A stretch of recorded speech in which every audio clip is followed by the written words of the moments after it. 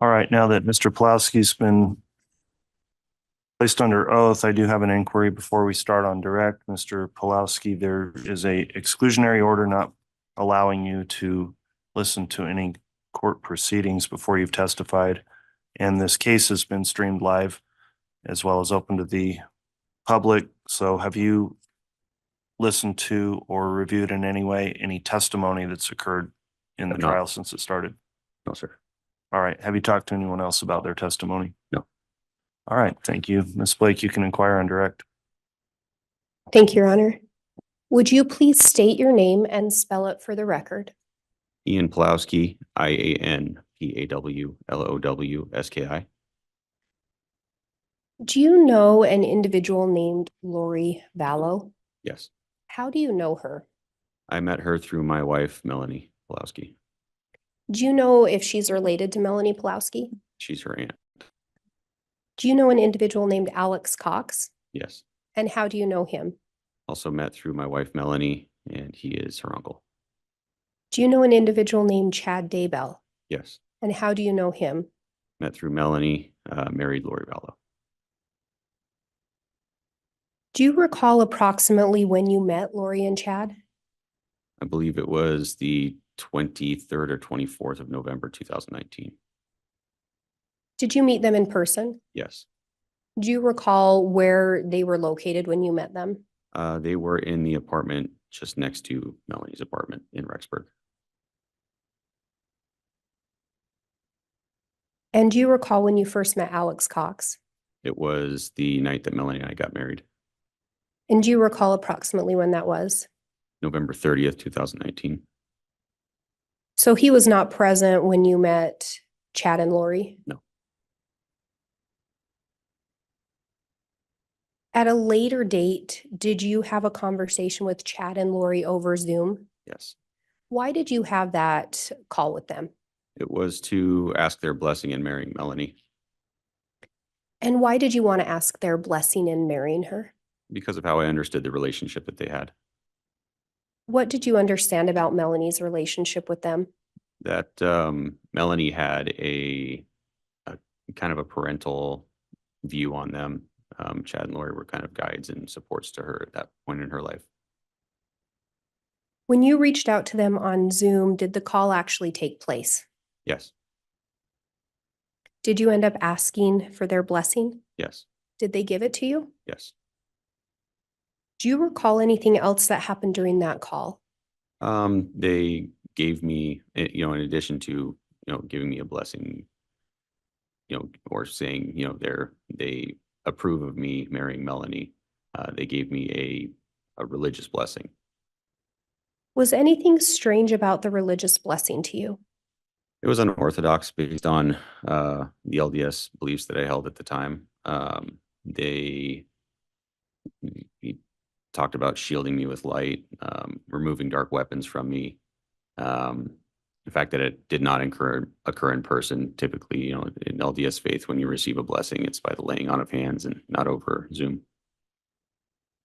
Had you ever had a blessing like that before? No. Did you end up saying anything about thinking it was a little odd? Yeah. Did you say it to Chad and Lori at that time? No, I said it to Melanie.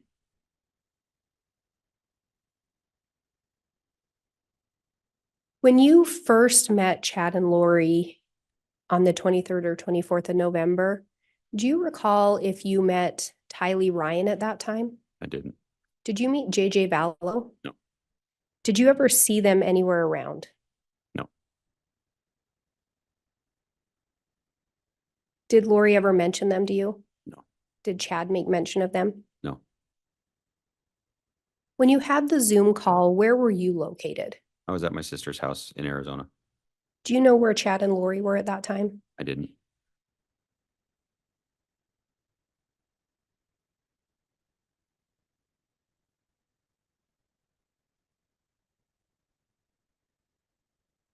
Had Melanie shared, you said you mentioned the blessing was odd Right. to Melanie.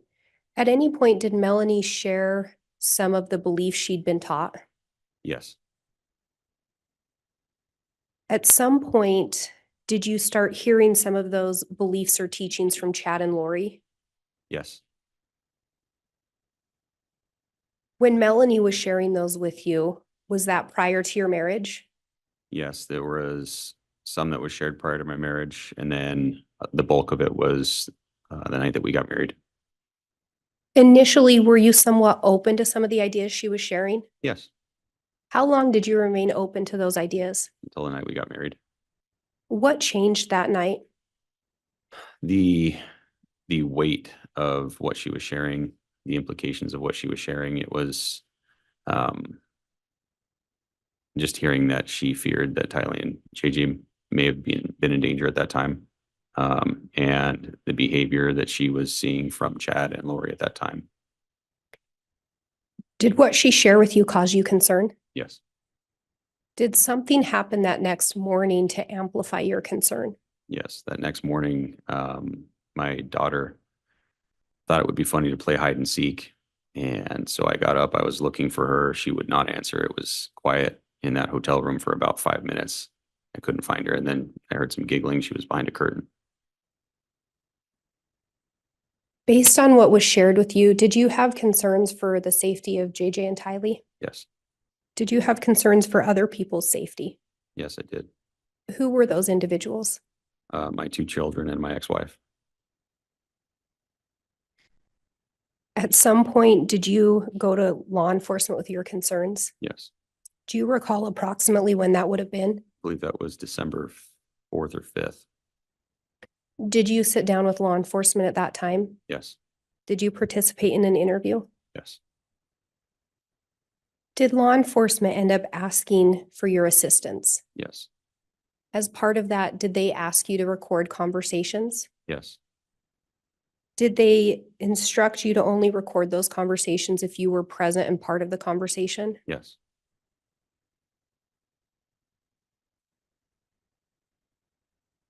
Did Chad and Lori ever talk to you or talk in front of you about people being light or dark? Yes, Do you recall specifically talk of law enforcement?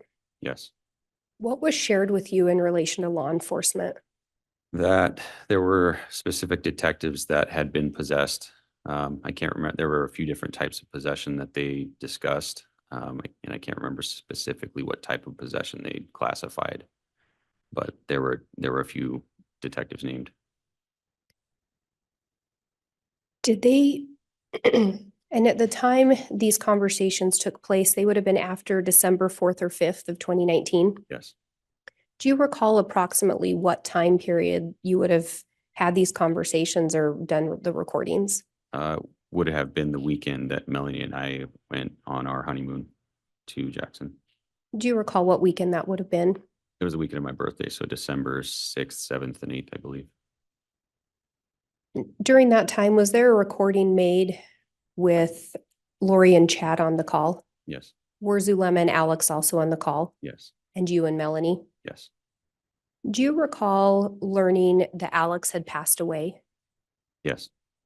Do you recall approximately when that would have been I want to say that was December 10th or 11th, of 2019? 2019. Yes, Do you recall making a recording that day as well? yes, And on that call, do you recall Chad and Lori being on the call yes, and you and Melanie? yes.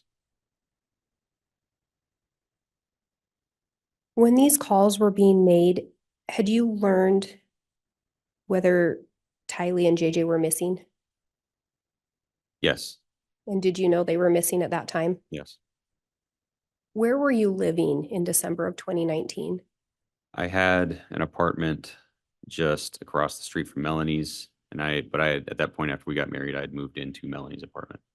And was that in Rexburg, Idaho? Yes, Do you recall Chad telling you anything in relation to whether or not you should move? yes. And what did he direct? That we should leave as soon as possible.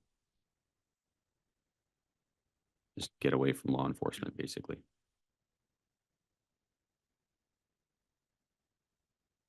When you talked about Melanie's relationship with Chad and Lori, did she look to them as a mother and father figure? Yes, Do you feel she was susceptible to what they were telling her?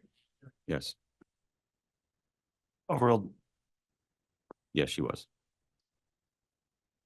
Your Honor, I have what's been marked as State's Exhibit 266A. It is a thumb drive. I am going to be asking to publish it. All right, and describe what the contents are. The recordings that were just referenced, I think I'll need to lay some additional foundation, and I recognize that, but it may include needing to play a portion of it to allow Mr. Pawlowski to identify it. Okay, very well.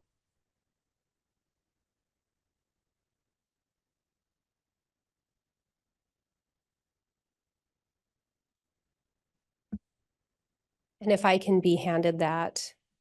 All right, Mr. Bailiff, we'll have that exhibit please return to council.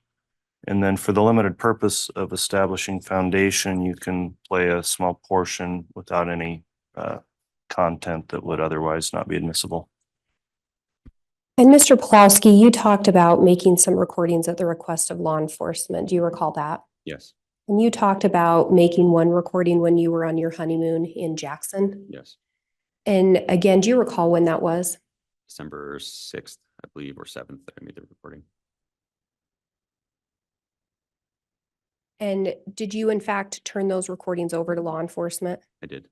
And if you were to hear a portion of what's purported to be that recording, do you think you would recognize it? Absolutely.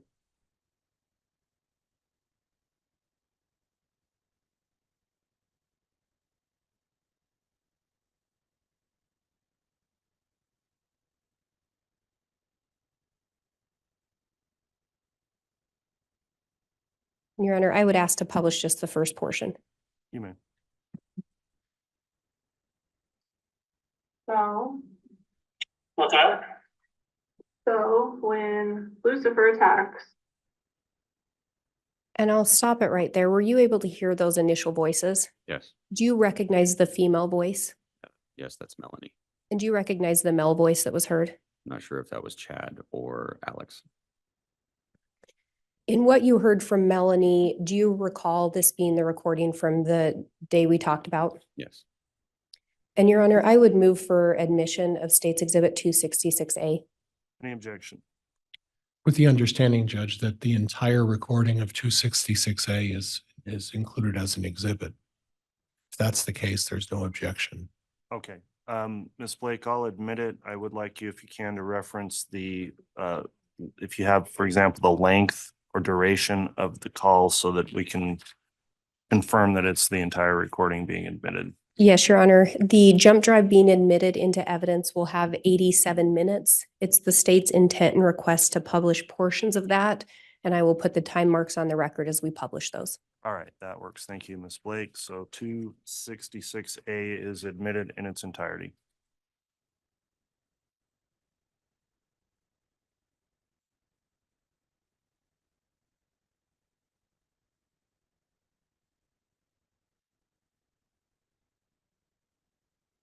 And Your Honor, for the record, I'm moving to the mark 6:36, so 6 minutes and 36 seconds. Thank you. go ahead. You guys heard about Dave yesterday? No, Well, she was talking to Dave, and Dave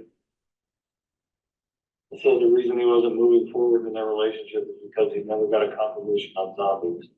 He doesn't believe she was really ordained, and when, if she was really ordained in 143,000, we know Peter James and Brennan.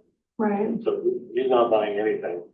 And Gibb said, talk yourself into thinking that the only way to clear her conscience is to call the police and tell them that she knows, which is that she never had JJ, and when she asked who it was, you and I told her that she was better off not knowing. I said that? That's what she says. She threw me under the bus for nothing? Yes, we were walking in the park. No, not just you. She was throwing everybody under She the was throwing bus. everybody in the bus because she thought the cops represented the Lord, and that was gonna clear her conscience with God. Which made, she didn't even know what anything is. Okay, Okay, so, well, no, it's Raphael. you what? Hold on.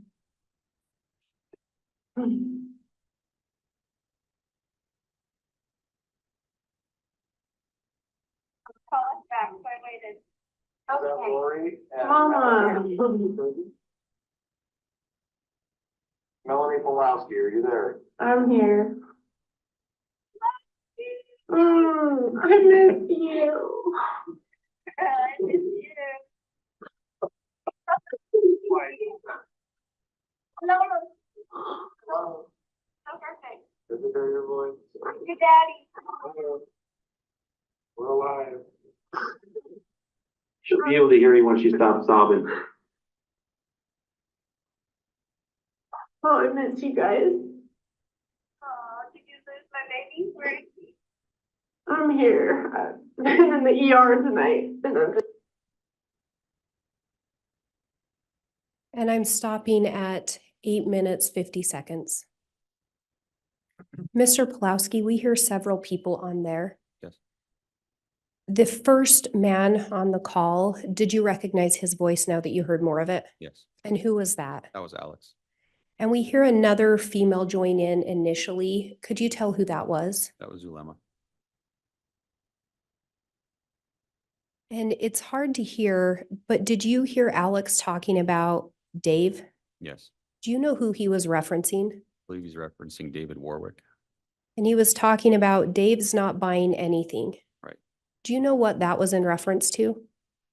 I believe at that time they were, Melanie Gibb and David Warwick were both kind of, I don't know how, I never met them in person, never discussed anything with them in person. I never heard them on calls, so I don't know how pulled into it they were at that time, but they were essentially trying to step away because things were starting to get a little too hot. And the indication was that Dave's not buying it. Right. And there was also talk of Melanie Gibb was going to go to the police. Mhm. Did you hear that? Yes, And she was going to tell the police she never had JJ. Did you also hear that part? yes, Did you know what that was in relation to? no, And then at some point, a female says, Raphael. Do you know who that was referencing? yes, And who was that? Chad. And then sounds like two more individuals joined the call. Could you tell who the female was? That was Lori. And could you tell who the man was? That was Chad. And there's reference to mommy and daddy. Right. Was that in relation to Melanie as if she were their child? Correct. Yes, And you talk about Melanie sobbing. yes, Were you present with Melanie? I was. Did she appear overcome with emotion? Yeah, she was relieved to hear their voices. Had she not heard from them in some time? Throughout those first few weeks, they had a tendency to call in and then disappear for a few days or a week at a time. And did you know where Chad and Lori were located when that call took place? Mr. Pawlowski, I'm sorry, would you scoot up a little Yes, closer of to your course. mic while you testify? And I think if you put the mic just under your chin, I believe they're directional. Okay. Might pick you up a little better. I'm next going to move to, actually, let me try to get it there.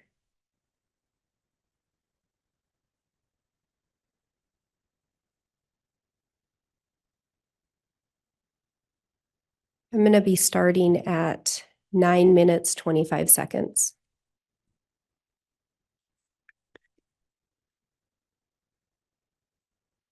Oh, I had that yesterday too. Yeah. well, I it was was out yesterday. She attacked us all so bad. well, it was emotional for me yesterday. Like I just missed my kids like nuts. I was bawling in the temple, but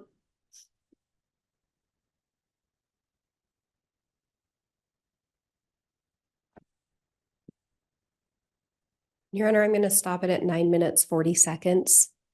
There was some talk on there about some attacks, and Melanie talks about an emotional attack in relation to her kids. Do you know what's being referenced there? Was someone actually being attacked? There were no physical attacks. What they're referencing were spiritual attacks from Satan. Did that link back to the blessing that you were given by Chad? Yes, Had you heard of spiritual attacks before, like they were talking about them? yes, And had you heard about them from someone besides this group? I had only heard these types of attacks from Melanie. Or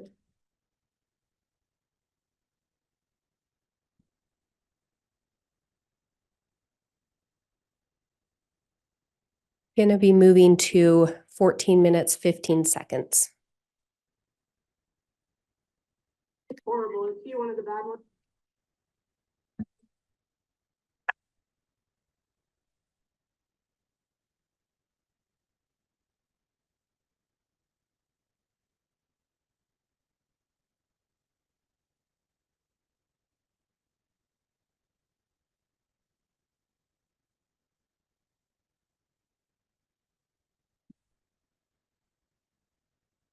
Horrible. Is he one of the bad ones? Yeah, him and Hope are the two bad ones. I wondered if it was Lieutenant Ball. Lieutenant Ball kept bringing me food and water, and I was like, is he poisoning me?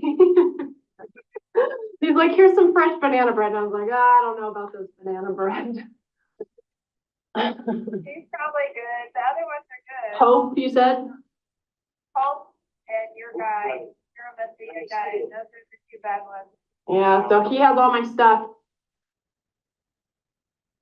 And stopping at 14 minutes, 44 seconds.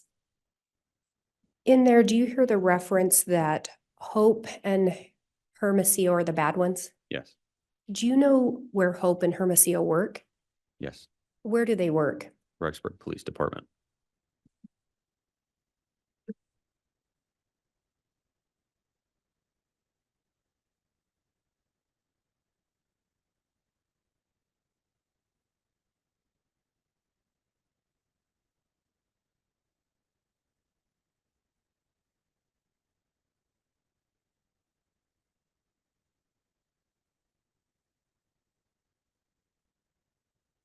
Next, I will be going to mark 20 minutes, 38 seconds.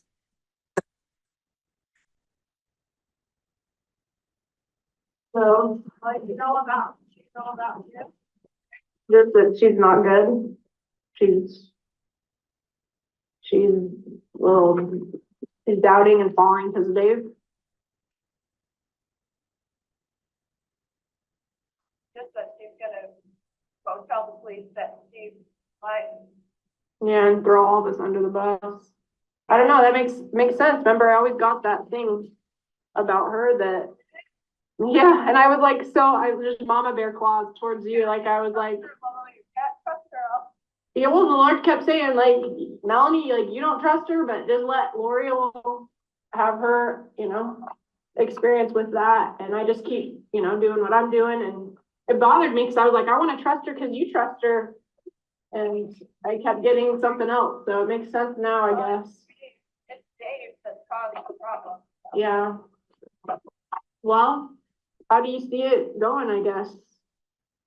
Like, That is, it's bad for her in every way.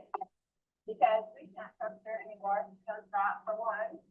For two, it ruins her place with us, but for three, you call the police and you tell them that you're a liar, and then you try to tell them something that's the truth, they're gonna be like, you just said you were a liar.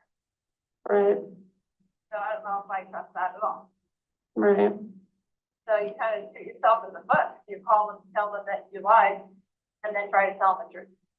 Right. So I don't see it going anywhere bad for any of us.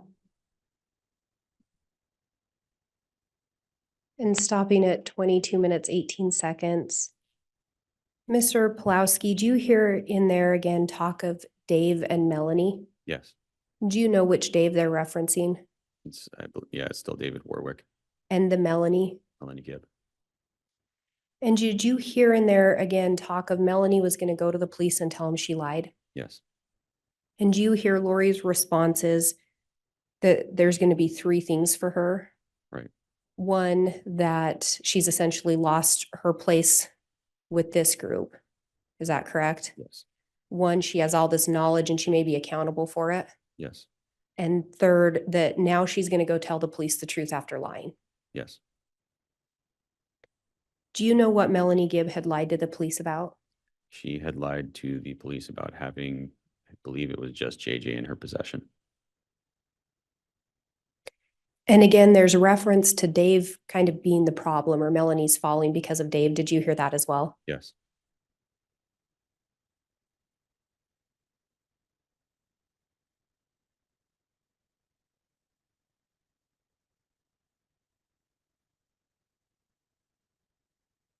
Your Honor, next I'm moving to 22 minutes, 45 seconds.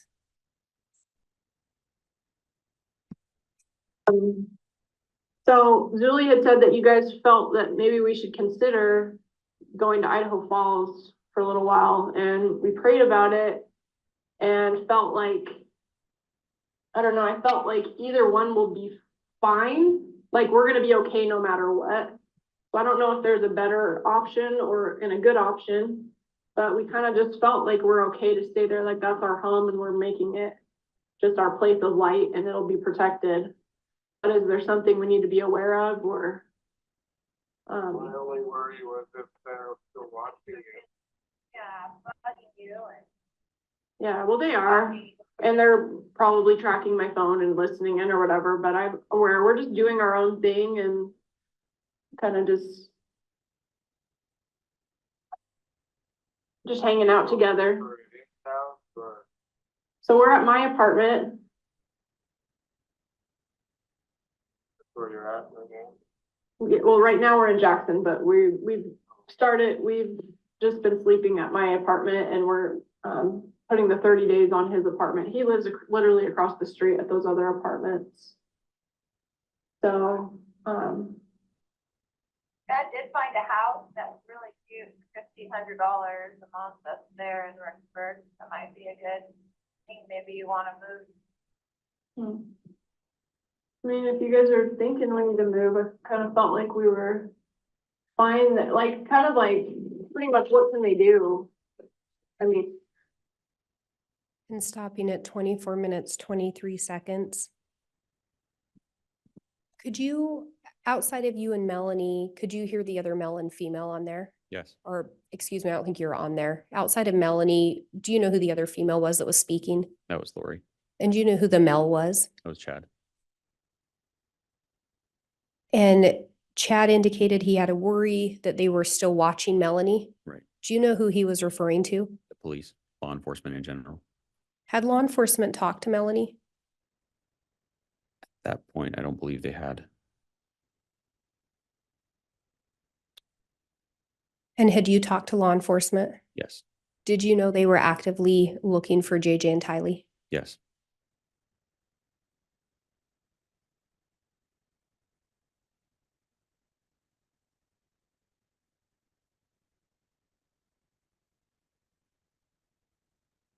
Moving to minute 26, second 07.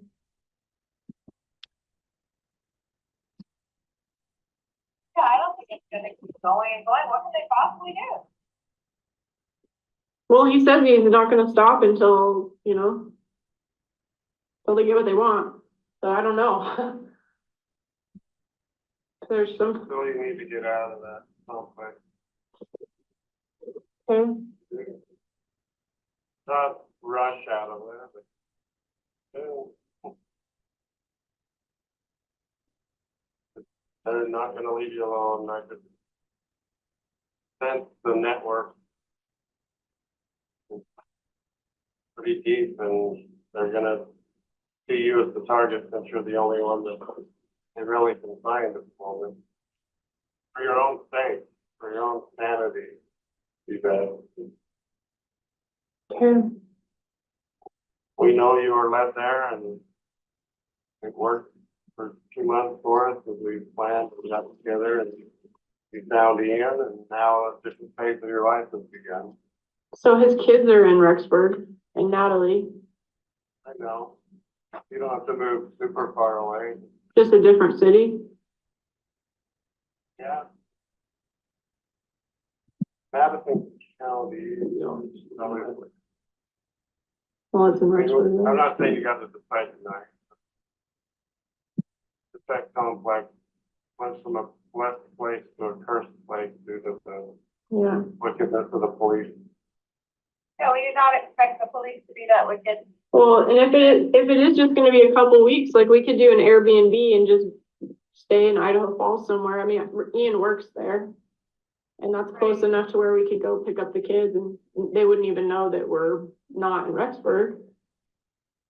But do you feel like a whole physical change of address and moving everything to a new place is what will be best?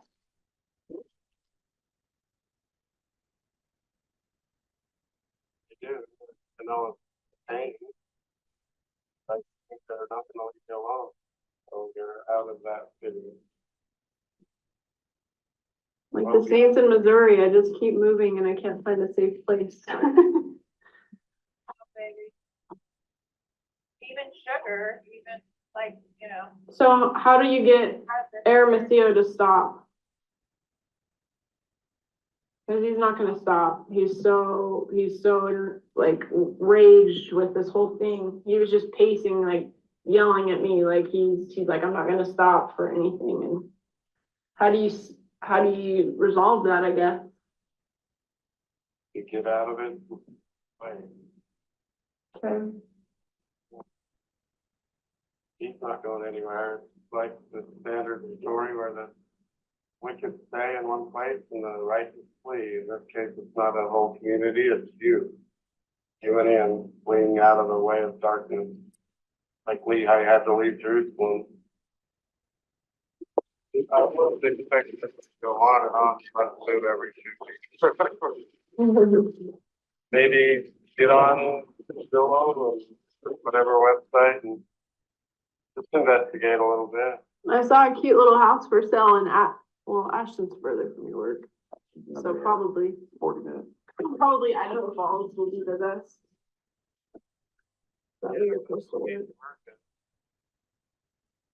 But isn't Rexburg like the place of safety when all things happen? Yeah, but there's been lots of prophecies about major turmoil there. The plague's gonna sweep through Rexburg. Civil unrest. I had a vision of Second East where McDonald's is and everything. Just chaos, people starving, fighting. So there is still a stretch of bad time coming to Rexburg before City of Light. So we had to kind of pave the way, but and we were told to flee. Mostly because of it's because of agency, right? We were all told to go there and that was where we were supposed to stay. And because of the agency of the dark and because Lucifer is able to negotiate terms still to this day about eternal law, he's been allowed to do certain things that had to force us out with the police. We had no idea the police were infiltrated with such dark people in Rexburg itself proper. So we Makes sense in retrospect, but you don't think that immediately that little Rexburg would be planted with Cain's translated followers, but that makes it's sense. because of so many light multi-creations being there. And of course, the dark ones are there too. So opposition in all things. So we just feel like it's time to, just because of the situation, not be there for a season. Yeah. You don't have to go far. But just get out of their line of sight for your own sanity. And for Ian to be able to go to work and feel like you're okay there by yourself, you know? Yeah. Yeah, it just feels that way. It just feels kind of eerie when Ian's not there. I just don't want to be there by myself. Right. I mean, you've done everything to decorate that place so cute, do everything so adorable, but I'm just looking on Idaho Falls rentals on Trulia, and there's several that are just as good as your apartment there. Little houses, decent sized houses, yeah, that was really, for about the same price. that's really cute. Yeah. Yeah, we'll go wherever. I'll live in a dumpster with Ian. He's so amazing, so. But Idaho Falls is pretty good price in terms of rentals. Especially this time of year, you should be able to find a nice one. Okay.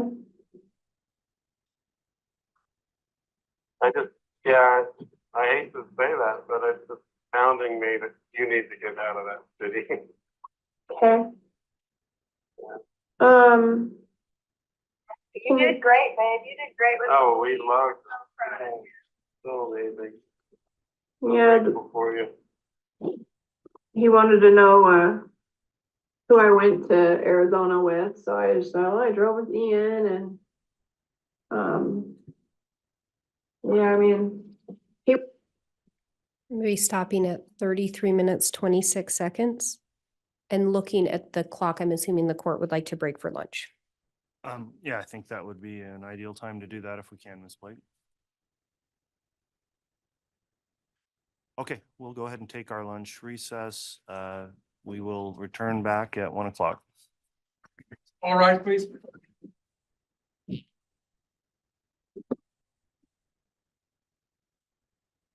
All right, Mr. Pawlowski is returned to the stand. I'll remind you, Mr. Pawlowski, you are still under oath.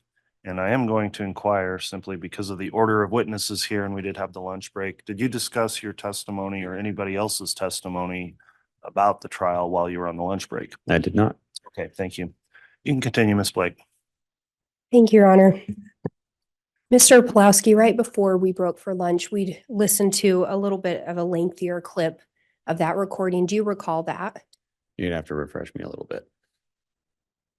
Do you recall in that clip do you recall hearing Chad on that? Yes, And do you recall hearing Lori? yes, And do you recall there being talk of you and Lori needing to move?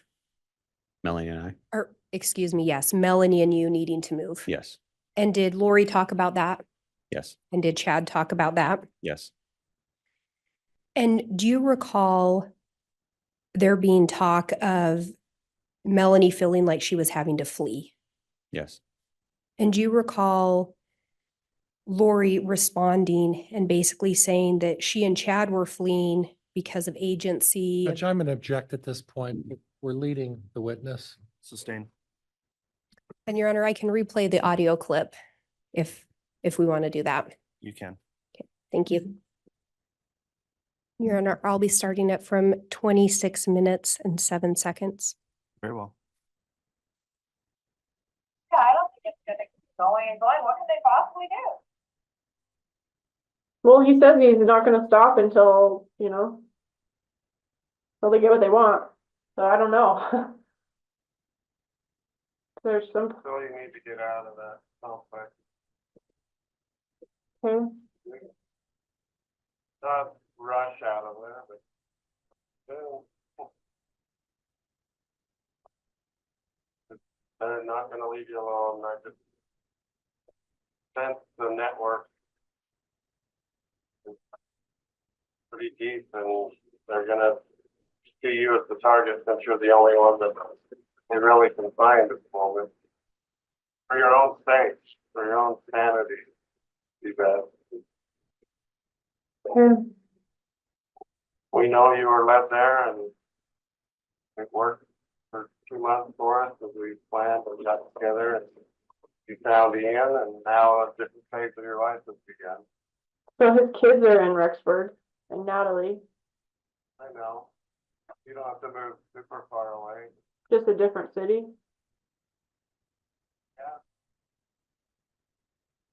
Madison County, probably. Well, it's in I'm Rexburg. though. not saying you got to decide tonight, but the tech complex went from a blessed place to a cursed place due to the Yeah. wickedness of the police. No, we do not expect the police to be that wicked. Well, and if it is just gonna be a couple weeks, like we could do an Airbnb and just stay in Idaho Falls somewhere. I mean, Ian works there. And that's close enough to where we could go pick up the kids and they wouldn't even know that we're not in Rexburg. But do you feel like a whole physical change of address, moving everything to a new place is what will be best?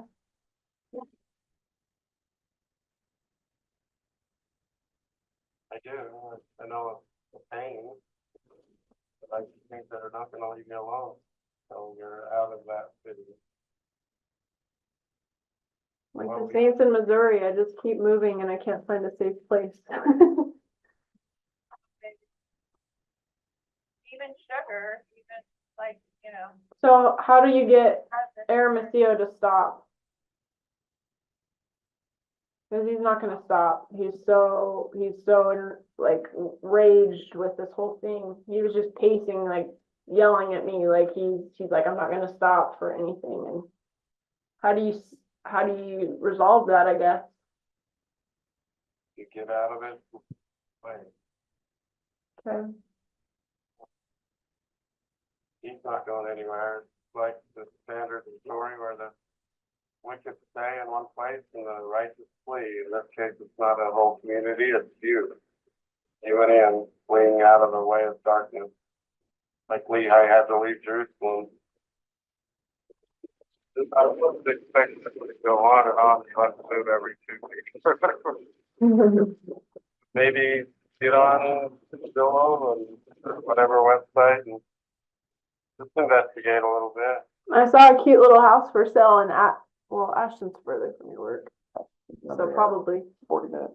Probably Idaho Falls will be the best. And I'm gonna pause at 29:47.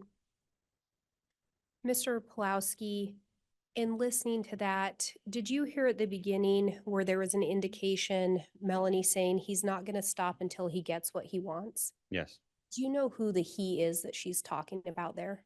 Detective Hermosillo. And do you recall hearing in there Chad speaking as well? Yes, Do you hear reference to Melanie essentially being a target for the police? yes, So Chad and Lori were aware the police were trying to talk to Melanie? yes, At any point in this recording, did Chad and Lori offer to come forward with the whereabouts of the children? no, Do you recall in here Chad again telling you and Melanie that you should move out of Rexburg? yes,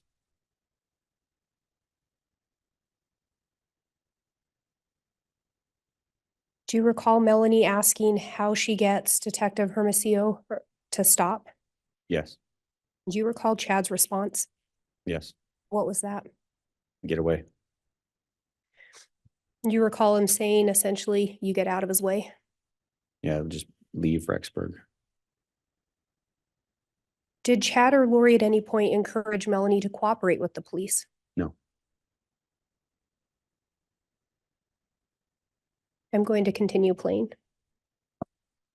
That way you're supposed to work. Working. But isn't Rexburg like the place of safety when all the things happen? Yeah, but there's been lots of prophecies about major turmoil there. The plague's gonna sweep through Rexburg. Civil unrest, I had a vision of Second East where McDonald's is and everything, just chaos, people starving, fighting. So there is still a stretch of bad times coming to Rexburg before it's City of Light. So we had to kind of pave the way, but and we were told to flee. I'm going to pause at 30 minutes, 32 seconds. Did you hear Chad say we were told to flee? Yes, And at this point, were Chad and Lori in Rexburg? No. Did you know where they were? no, Did they disclose to you where they were? no, Because of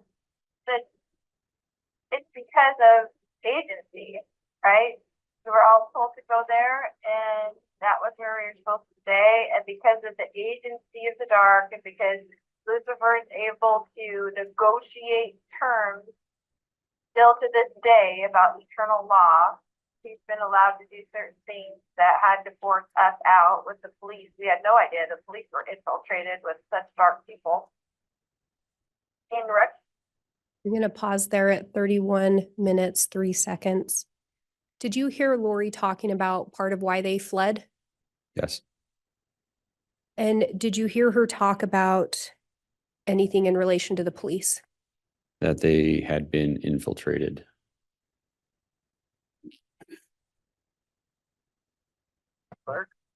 Itself proper. So we Makes sense in retrospect, but you don't think that immediately that little Rexburg would be planted with Cain's translated followers, but that's Did you hear Chad reference Cain's translated followers? Yes, Did you know what he meant by those words? Not sure if I learned it before or after that point, but essentially that Cain had his own 12 dark disciples, immortal disciples. And was Chad referencing those individuals as part of the police department? Yes. Judge, objection, calls for speculation. Overruled. It's because of so many light multi-creations being there. And of course, the dark ones are there too. So opposition in all things. So we just feel like it's time to, just because of the situation, not be there for a season. Yeah. You don't have to go far. But just get out of their line of sight for your own sanity. And for Ian to be able to go to work and feel like you're okay there by yourself, you know? Yeah. Yeah, it just feels that way. It just feels kind of eerie when Ian's not there. I just don't want to be there by myself. Right, I mean, you've done everything to decorate that place so cute, do everything so adorable, but. There's just looking on Idaho Falls rentals on Trulia, and there's several that are just as good as your apartment there. Little houses, decent sized houses, Yeah, that one's really, for about the same price. that's really cute. Yeah. Yeah, well, we'll go wherever. I'll live in a dumpster with Ian. 'Cause he's so amazing, so. But Idaho Falls is pretty good price in terms of rentals. Especially this time of year, you should be able to find a nice one. I'll stop there at 32 minutes, 51 seconds. Did you hear Chad referencing some possible rentals for you and Melanie to consider? Yes. So as well as encouraging you to move, he was suggesting potential places. Correct.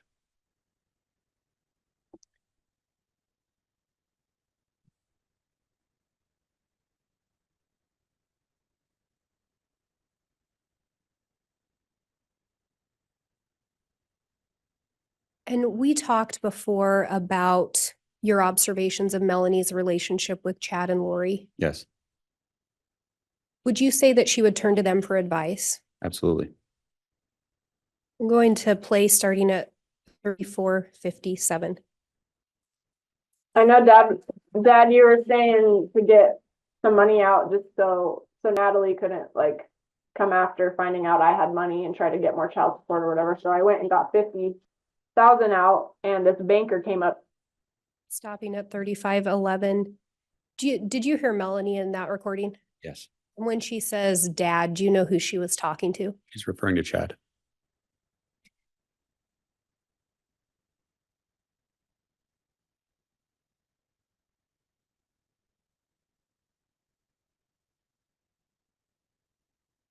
And starting at 35:58. How grateful we are. We love him, taking care of you, that's so sweet. Mel, do you need another blessing? Yeah, can you give me and Ian like a combined blessing, whatever comes for either of us? Do you have any questions you want to ask? No. You can ask anything. Sure. We don't know what Ian knows, so. you Ian know knows everything. I have not. Ian has figured out most stuff by himself, but he. And stopping at 36:29. Did you hear the reference in there to you know everything? Yes. Do you know what Melanie was referring to? The religious beliefs, kind of their mission that they had chosen, what they believed their role was in the world. Did you learn things about light and dark? Yes. Did you learn things about casting? Yes. Did you learn things about people being zombies? Yes. And did you learn, was Melanie the one that shared those with you? Yes. Do you know where they originated? Chad. There was talk in there of giving you a blessing. Yeah. Do you recall if Chad actually followed through with that? I believe you did. Yes. I think everybody took part in it.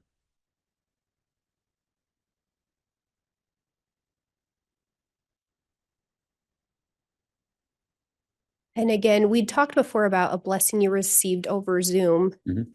For this blessing, you were not present in the same place. No.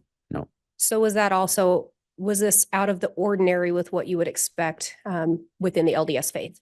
On this current recording? Yes. Yes. And starting at 3906. We go to Mel and Ian in Jackson and invite all those others Raeliel and Ilana. to join us and all others in the heavenly realm that are willing to participate at this time. Come jump in, baby. So we all lay our hands on your head. This will be a dual blessing. Gave Zulema and Al blessings yesterday, and the angels filled the room, and I feel that the same numbers are there again. Same wonderful helpers, angelic ministers are there, happily joining in on this blessing. So at this time, I say to you, Ian and Melanie Pawlowski, by the power of the Holy Melchizedek priesthood and the patriarchal order of which we are a part of, and in the name of our Savior Jesus Christ, we lay our hands upon your head in a united effort of happiness for your union, and how vital it is to the overall plan of our Lord and Savior in these latter days. You are a powerful couple with unlimited potential, and you'll be utilized by the Lord in tremendous missions of life and salvation. Or you'll team with Mother Earth to help cleanse the earth at times through earthquakes, moving mountains, changing rivers, but also healing hearts of mankind through your powerful testimony. Trials you're going through right now are events that you'll be able to share with others who are experiencing trials in the future. You'll be able to relate to them and understand what they've been through, the persecutions that they've faced by supposed Christians, and you will make it so much easier for them to transition to accepting the gospel. I see you both all over the world through portals, helping those who need to come to Zion. I see you back and forth, raising your children, but also leaving them in the care of trusted family members because of your great power and importance. You will spend days and weeks at a time helping bring groups to Zion. Those are wonderful promises, and I know they will come true. I bless you now on a more personal level. Melanie, you can quickly heal from your illness. That this combined group will use their healing power to strengthen you and bless you. We reach into your physical body and extract any spiritual or physical illnesses, pain, phobias, all kinds of possible darkness that has been implanted in you. I remove it all. I sever all negative cords, and this blessing includes the end that we are doing this for you as well, Ian. Severing all negative cords and clearing you of weapons and lifting curses that have been placed upon you. Mel, I just cleanse you of that darkness that was placed in you at the police station. Once again, we just thank you for your valiant way, your strong, resolute devotion to the gospel and to our team. What you've accomplished this week will resonate with you through throughout your life and through the eternities, the blessings that you'll receive for your faithfulness and for taking the steps you have. I bless you now by binding your hearts together more than ever, literally wrapping around each other and putting cords of light around them, that you cannot be separated spiritually, and that even the times where you're apart, the physical world, you'll still feel that connection and unity. You are a special couple who have known each other in the past and have helped each other so much already. And your union will be looked upon as a true love story, happiness and how to treat one another. Will be an example to thousands and even millions of how a man and a woman should respect and love each other. I bless your union and know that the Savior is standing there with us, and he is very pleased, very, very pleased with your choices. They might not make sense to the celestial world, but in the terrestrial and celestial world, they make perfect sense. And for your valiant efforts, you will be memorialized, and they're singing praises in heaven. I see it. Choir of thousands, like they make up the songs as they go, like Vallow does. They're praising you too right now, and just singing to the heavens for what you've accomplished. And I do want to include Alan's dilemma in this blessing again. Just what a tremendous friendship we formed. 6 of us are on the right track. I assure you of that. I give you my testimony that this is a power team, that we are the genesis of the 144,000. We don't say that boastfully. It just is the beginning of a new terrestrial order. And Ian, we're so grateful you're a part of it. We love you already so much. We miss you and can't wait to see you again. And we will see each other again soon. It feels like we're going into different corners of the world for a short time. The changes are coming quickly to the earth. It will allow us to reunite and not be under the pressure of the celestial police forces, that they will have greater problems to deal with, and even those that are pursuing us may have their lives with effort. And that will open up the way for us to use our powers fully and to continue to cleanse the earth and to bless it. Mother Earth loves each one of us and knows us. We will be helping her remove darkness from this world. I promise you a home in New Jerusalem. All of us will each have homes there. That will be our home base as we work under the direction of the Savior. And we'll have wonderful reunions there in between our missions. It will be a glorious place where the vibrations will just radiate constantly. We'll feel the love of the Lord tangibly. We will be beacons of light. We will be pillars of fire. Blessings that have begun for us will just continue to accelerate. So I bless all of us one more time with physical strength, spiritual devotion, and emotional stability as we face these small but trying times. The trials are real, but we will overcome them. And the Lord is watching over us. And I leave this blessing upon us all in the name of Jesus Christ and fill it up unto heaven. Amen.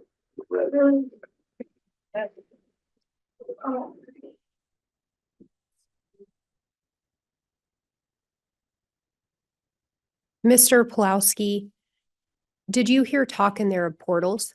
Yes. Do you know what was being referenced?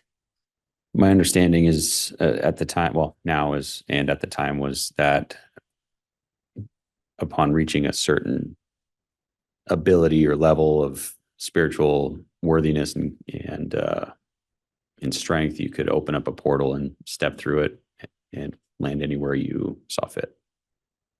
Is that something that you had ever learned about before in religious teachings? Not in that context, no.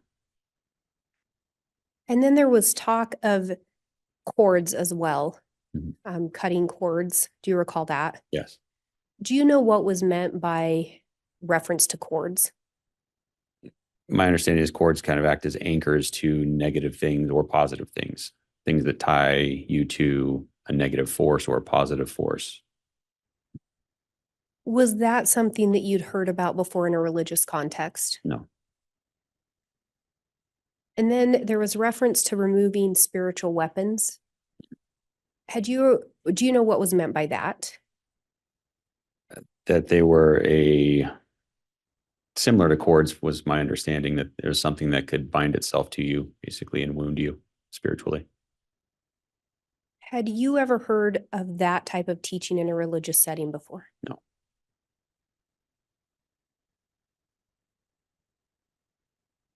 Did you hear in there or recall talk of the 144,000? Yes.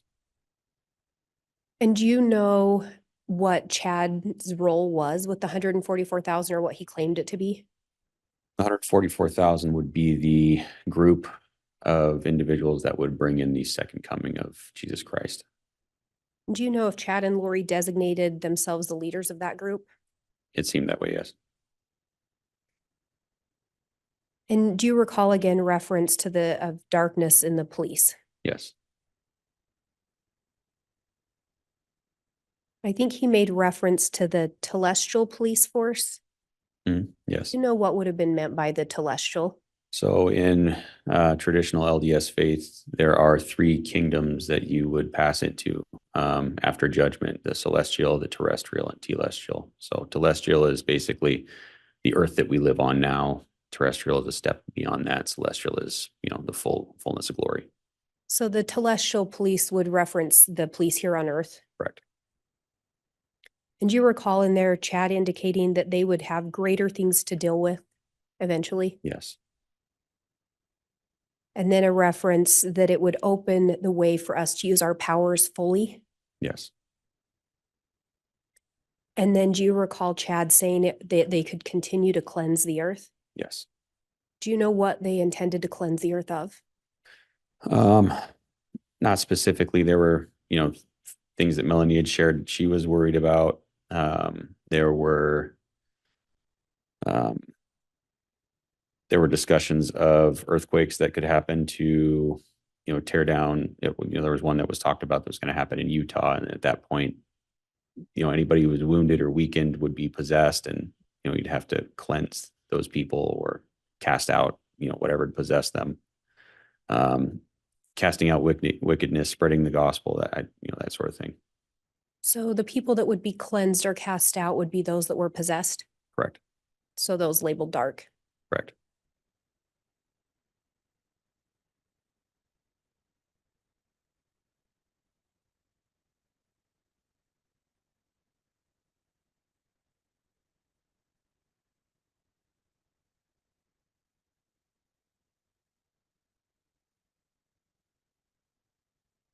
And turning to 1 hour, 3 minutes and 39 seconds. And Serena? So, but because It's just We sad worked for on- Gib. we worked on Gib spiritually, healing her and helping her and cutting her cords from Dave all day. Yeah, I worked on her Last night, today too, just sending her lots of love to cast out all this fear that's inside her. it was all just fear. It's all celestial fear. And I needed to remind her, and I didn't get to talk to her, but I needed to remind her, like I did when she was getting divorced. You are not a celestial being anymore. So don't go to the celestial world. But that's what she's doing and Dave's talking her into doing it. So I need to remind her, she's a terrestrial being. Dave is not. So that's the problem. And he's not gonna be. And he's not going to be at this rate. He's not going to be, so sad. I wanted that for her, but I love her so much. It's such a doll. Yeah, I know. But I don't think she's gonna do it. She's down to, what's her percentage now? 10% that she might do it.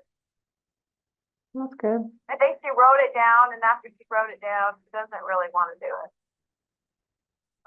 So I don't think she did it, but she's down to 10% that she's gonna do it. We want to know our, I'm going to stop at 1 hour, 4 minutes and 55 seconds.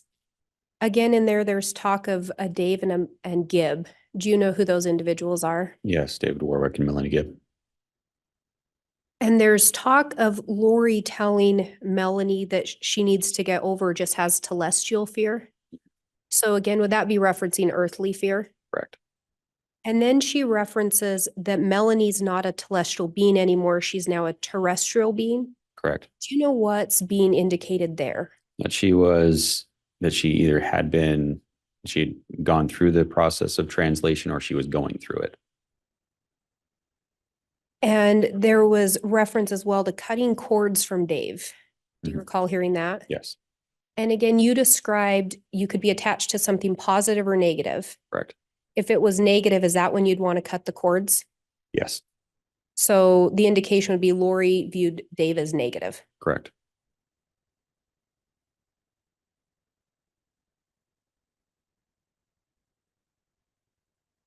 And you mentioned translation. Yeah. Had you heard of translation before? Yes. Had you ever heard of it in the way that Chad and Lori were teaching it? It sounded similar. I had heard of it in scripture. You talk about the city of Enoch being translated, taken up into heaven, that sort of thing. But I had never heard of it in the exact context that they were talking about.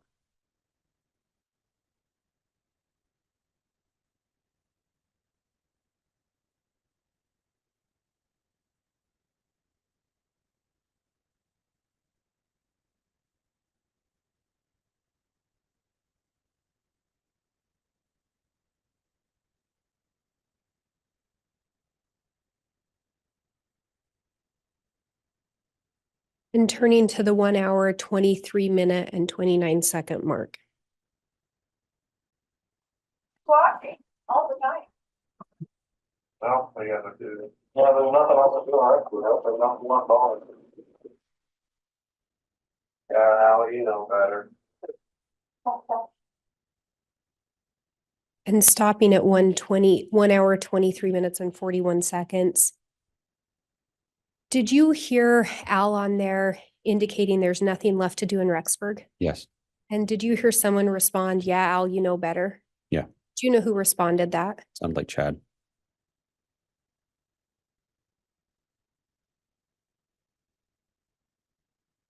At the time this call was placed, do you know if Alex was still living in Rexburg? He had left Rexburg at the time this call had been placed. Do you know if he still had an apartment there, He did. but he was not residing there? Correct.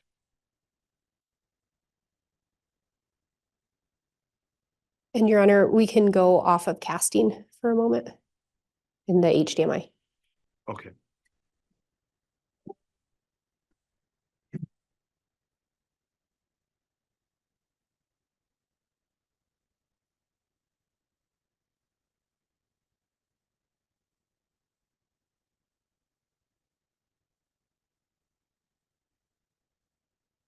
And excuse me, Mr. Pawlowski, I'd ask you about another recording that was made the day Alex passed away. Do you recall that? Yes. And do you believe if you were to hear some of that recording that you would be able to recognize it? Absolutely. Your Honor, I have what's been marked as states 266B. My intent would be to ask to publish a portion of it to allow him to lay the foundation. All right, for that limited purpose, you can publish just enough to lay foundation.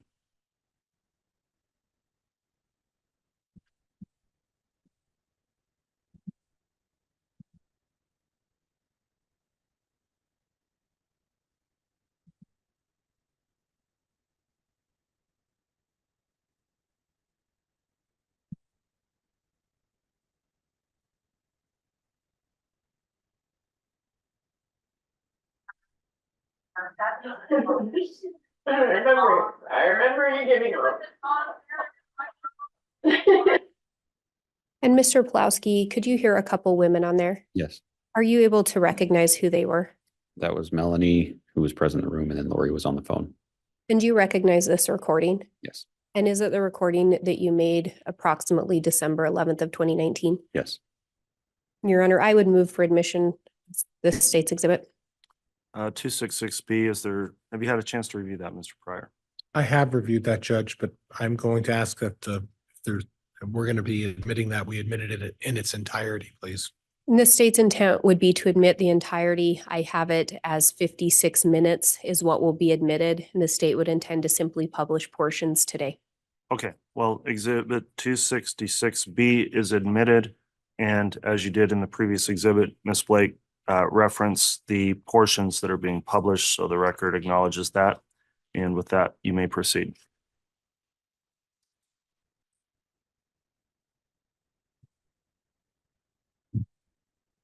And Mr. Pawlowski, do you know if Melanie was close with Alex Cox? Yes, Was she upset by his passing? yes, And this recording is made the same day that she learned of his passing? yes. Your Honor, I'm moving to minute 6. Well, 6:40 is the timestamp.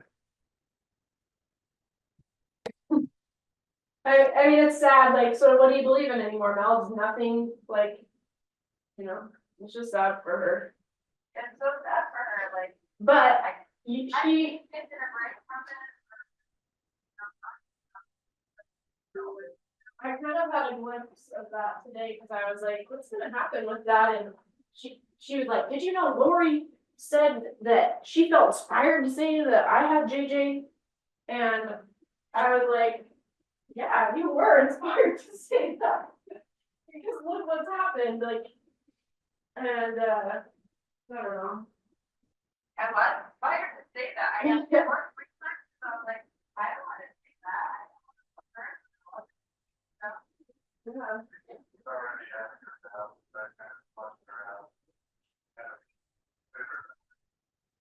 Yeah. Yeah, everything has happened how it's supposed to, I feel like, and it's just sad for her, but I had a glimpse of her, like she's just doing this because she wants Dave so much, and Dave is totally deceived her, and I had a glimpse of her, like, when everything goes down, and it's like us standing together, like, she will feel, like we'll just embrace her with love, but she'll come around finally. And stopping at 8 minutes even. Mr. Pawlowski, again, we hear talk of a Melanie and Dave. And Dave, do you know which Melanie and Dave that's referring to? Yeah, Melanie Gibb and David Warwick.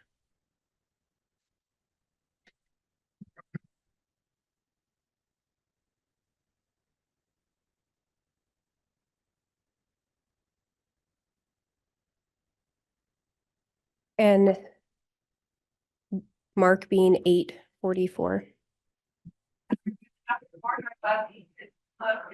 It's been a huge part of our life to talk to them every night. Yeah. They're like our only friends, you guys are all. I know, I call him every day, I just, even if we talked about nothing, I just need to talk to him and report to him and tell him everything. And stopping at 9:05. Did you hear Lori in there referencing someone that we talk to every night? Yes, Do you know who that reference is in regards to? I believe at that time they were referencing God.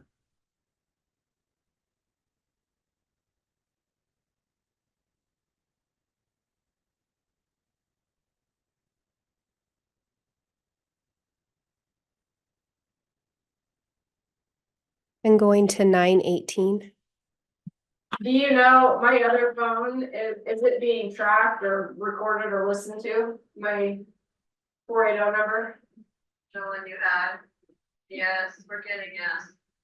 Okay, so I'm keeping it, I just talked to Ian on it basically and make sure there are phone calls, so.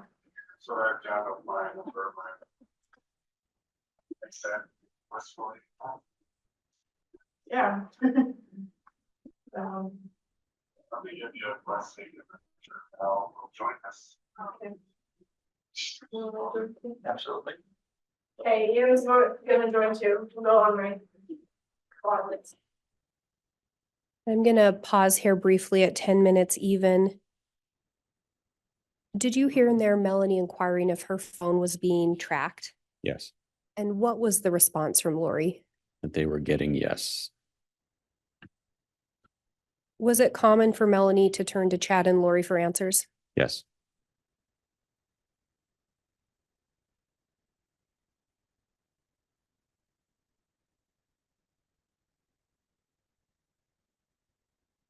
And Judge, might I inquire, is the volume all the way up on the courtroom speakers? We'll check because it is difficult to hear. I'm seeing a nod yes. I think this one's just a little more difficult to hear. I Okay. just wanted to verify. Continuing on at the 10-minute mark.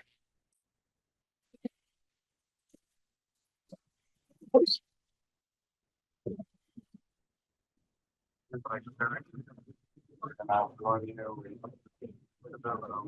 the house.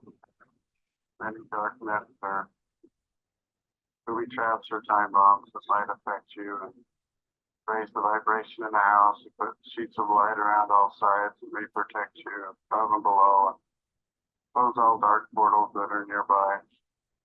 You can feel protected. The dark side can be kept at bay. So this time, Ian Pawlowski, by the power of the Holy Melchizedek priesthood and the patriarchal order, and in the name of Jesus Christ, we lay our hands upon your head and invite many others to come.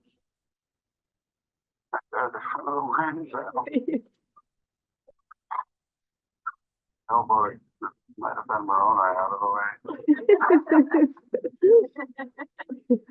You know if I'd like that.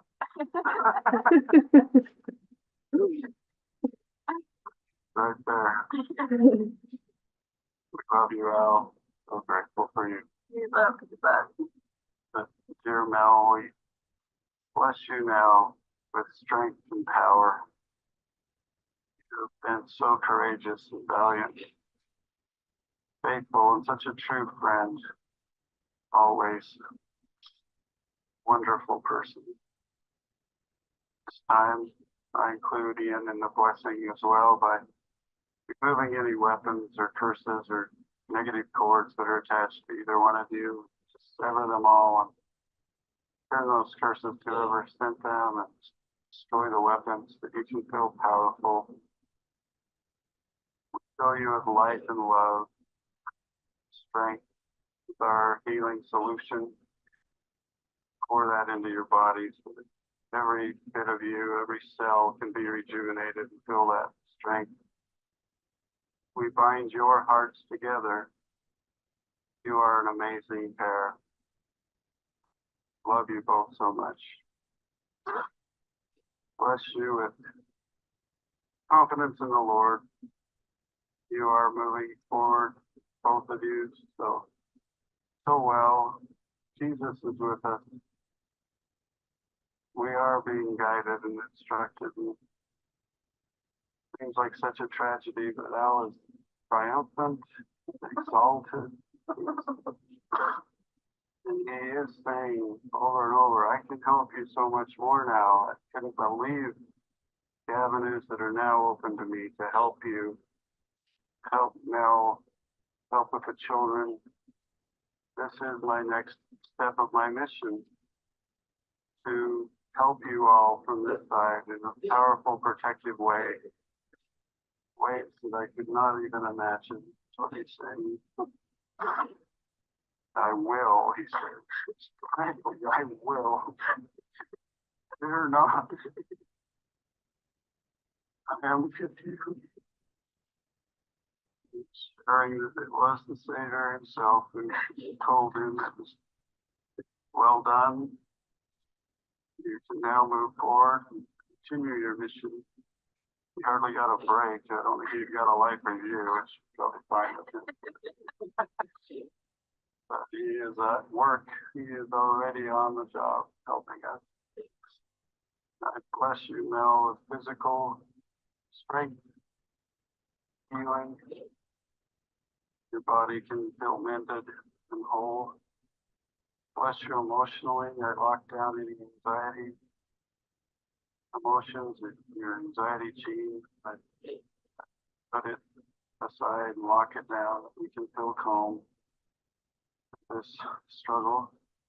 I bless you spiritually that your knowledge of the gospel and its fullness is strengthened and you know it is true. And again, I bless you to continue to just have that faith.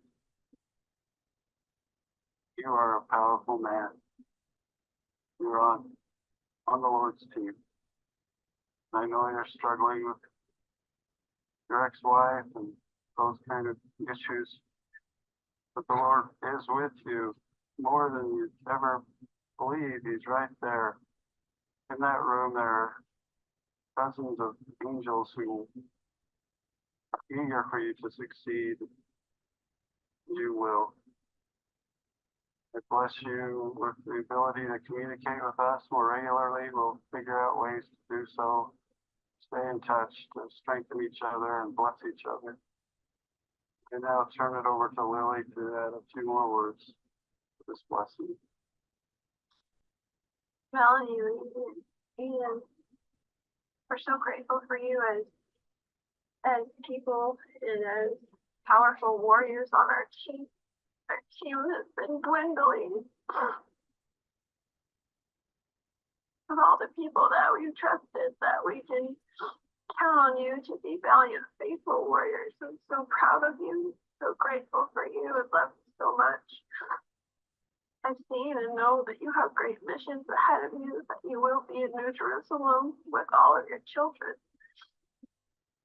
You will be happy there. You will go from there, and you will be given assignments directly from Jesus Christ, and you will go on assignment, and you will go rescue lots of children.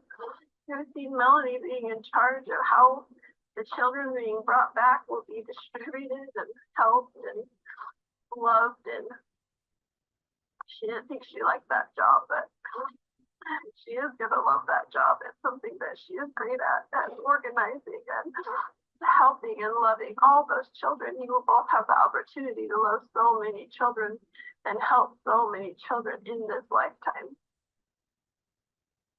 We are grateful for you being strong. It's been hard, but I endow you with power at this time to have that strength during this time of sorrow. We sorrow for ourselves because we'll miss our friend and buddy, but we do not sorrow for him, for he is powerful and glorious at this very moment and more powerful to help us in this celestial world as we move swiftly and quickly into the terrestrial world. As we are destined on that course, the Lord is coming soon.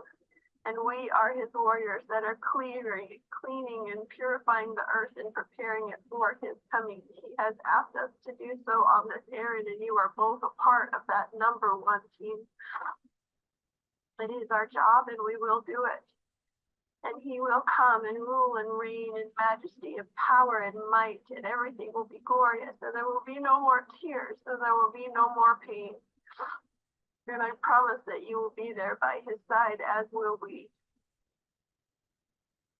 You were destined for this. You were born for this. You have been prepared for this. Do not doubt. Do not fear.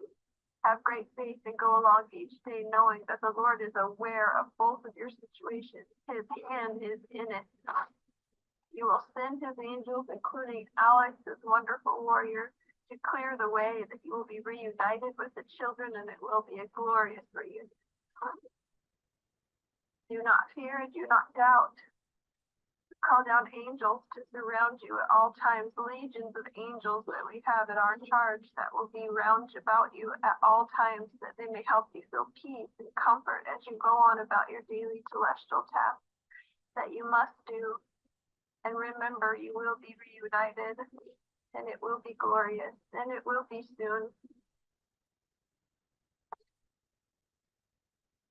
I'll seal up this blessing for both of you. Seal it up in heaven. The angels will not leave you desolate this evening. You'll feel them throughout the night and into tomorrow. And guide you in every step. We do this all in the name of Jesus Christ. Amen. Amen. Thank you. You're welcome. And pausing there at 1917. Mr. Pawlowski, we'd talked before that you were open to these ideas for a brief period of time. Yes. When these recordings were made, were you still open to these ideas? No. In that, excuse me, in that blessing again, did you hear reference to removing weapons Yes. and removing curses, Yes. cutting negative cords? Yes. And again, is that something that you'd ever heard in religious teachings prior to this group? No.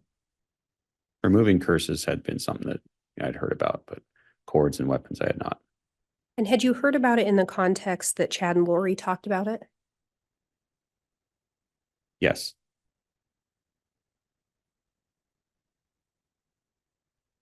And these are two calls. When you were recording the calls, were there any other times that Chad and Lori were on any calls? You'd have to refresh my memory. There's I believe there were, I want to say there were 9 recordings that I made, if I remember correctly. Yes, I believe so, around 9. And I don't remember all of them. You know, if you were to play them for me, I could absolutely identify them, but You'd be able to. In the times that you would have conversations with Chad and Lori, was it common for Chad to offer up a blessing? Yeah. Did you have very many interactions with Chad where a blessing wasn't given? No. Was that something that you were used to within standard religious teachings? no.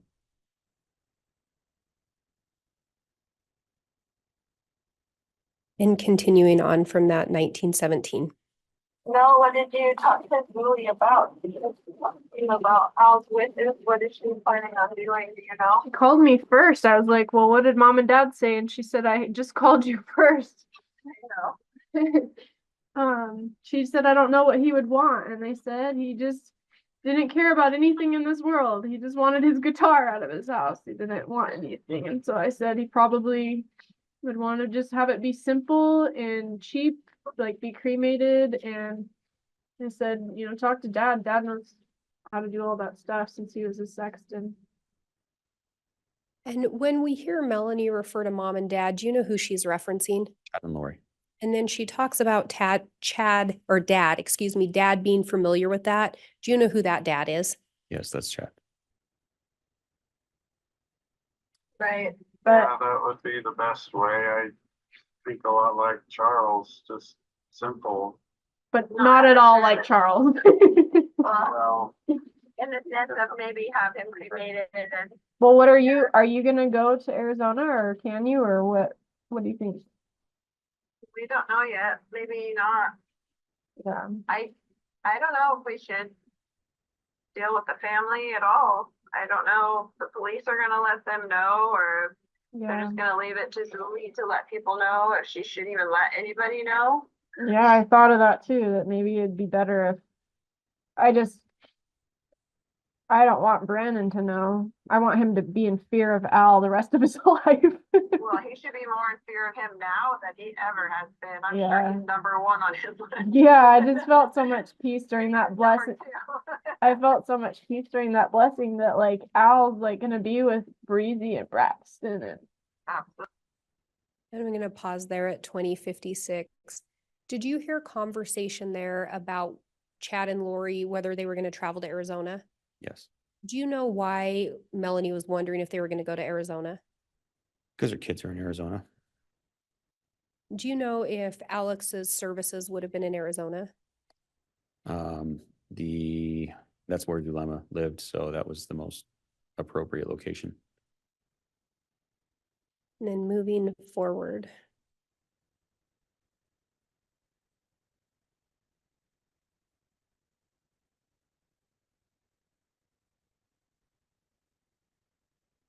And going to 2237.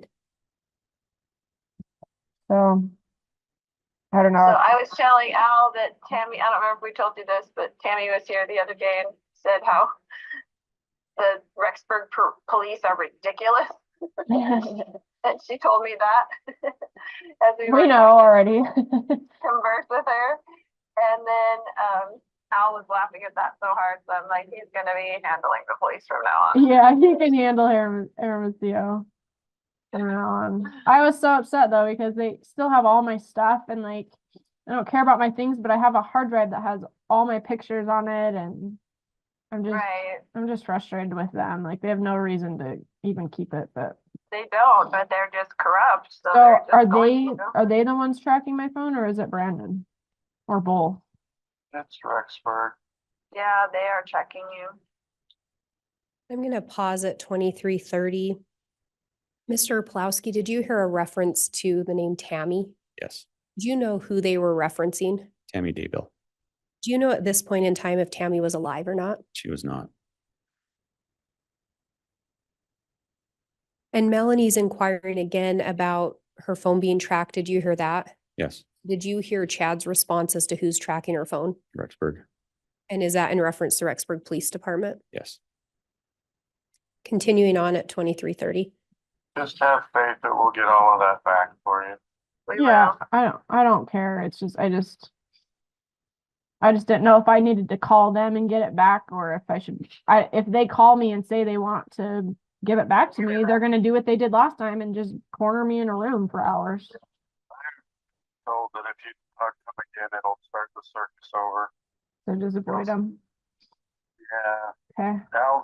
Al's passing is kind of a marker for us all to just move forward. Trust in the Lord. I Yeah. feel bad. I'm gonna pause at 24:07. From that conversation, does it sound like Melanie had talked to the police before? Yes. And does it appear that Chad's encouraging her to speak to the police again? He's not. Is he encouraging her to avoid them? Yes.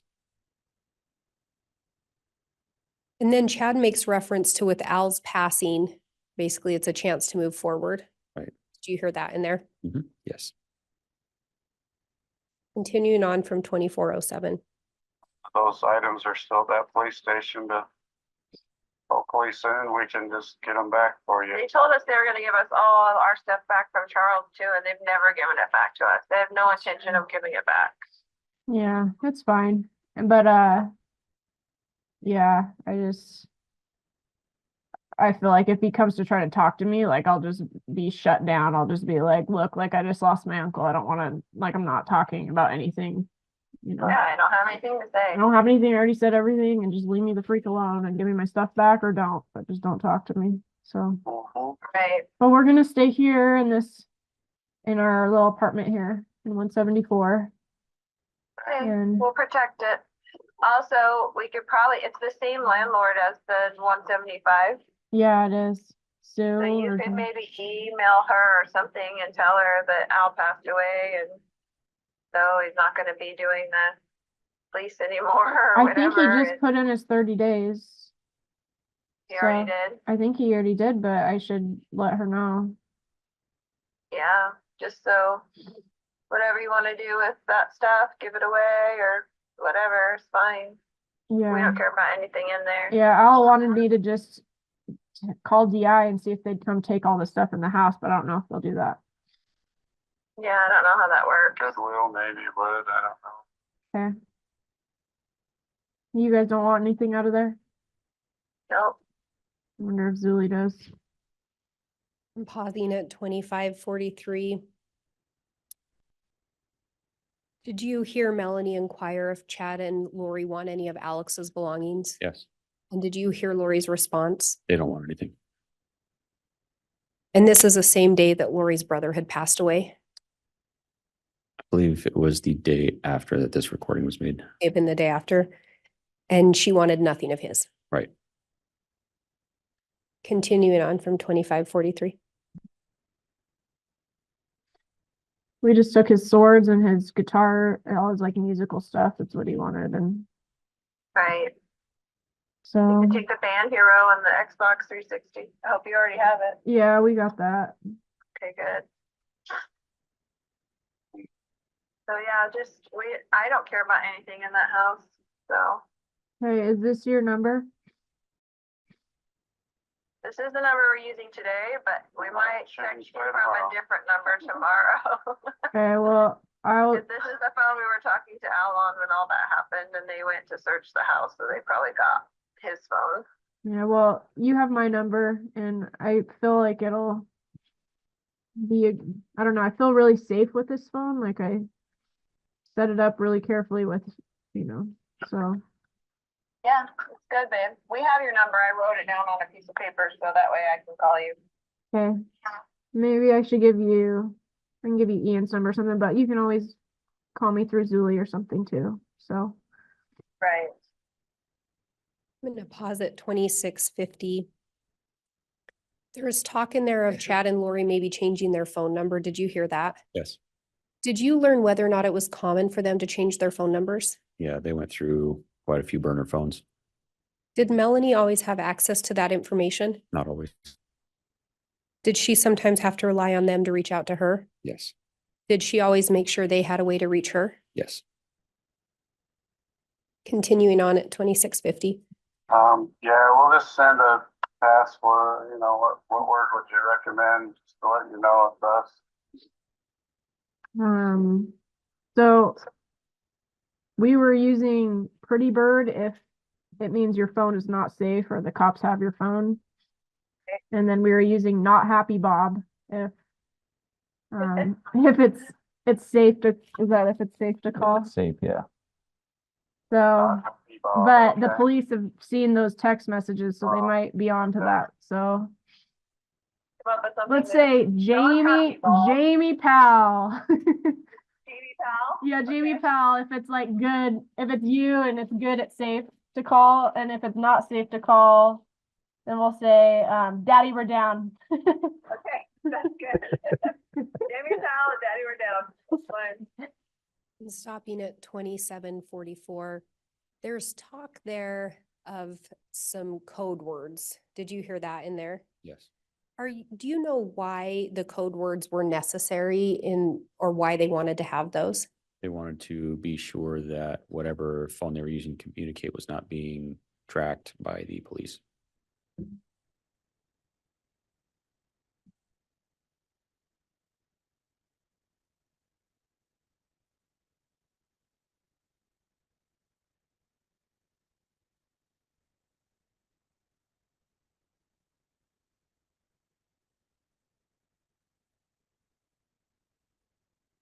And moving to 2929.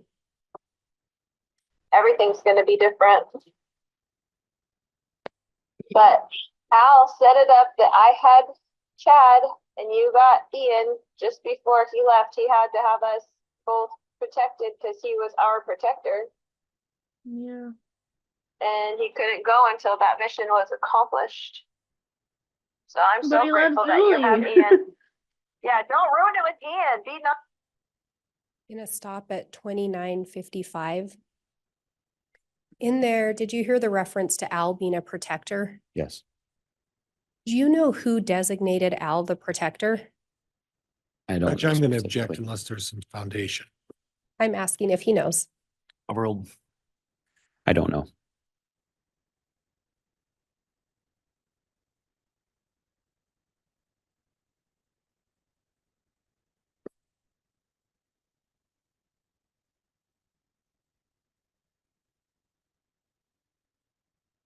And moving to 3001. She's not going to run me off. You ever need to talk to Dad, here I am. There you go. Yeah. Did you hear someone on there saying, ever need to talk to Dad? Here I am. Yes. And who's saying that? Chad. Do you know who he's saying that to? Me. At any point, had you referred to Chad as dad? I may have. I'm sure. I'm pretty sure I'd kind of taken that up and just, in support of Melanie and how she looked to him. Did you look to Chad as a dad? No. Did you look to Chad for advice? No.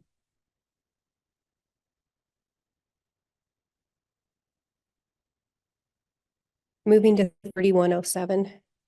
If you have any feelings like I shouldn't go there, then just let me know, but otherwise you could probably leave tomorrow and just drive. I don't feel safe flying, so after the police incident. Yeah. I'm not getting a yes or no yet. We just need to see what's transpiring with her, but then we'll talk and decide.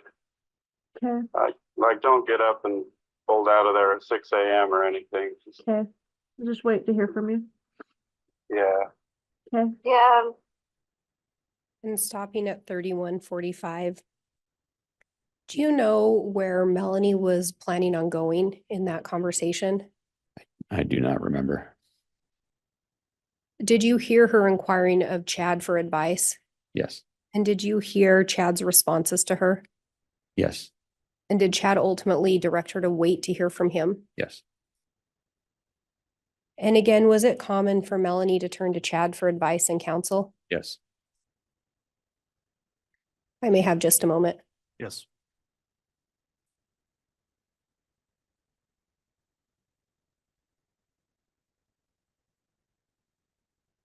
I have no further questions. I'm going to suggest we take our mid-afternoon recess at this time. We'll go ahead and take about 20 minutes. And I do briefly want to discuss an issue just with council in a sidebar. So we'll do that now. All right, please.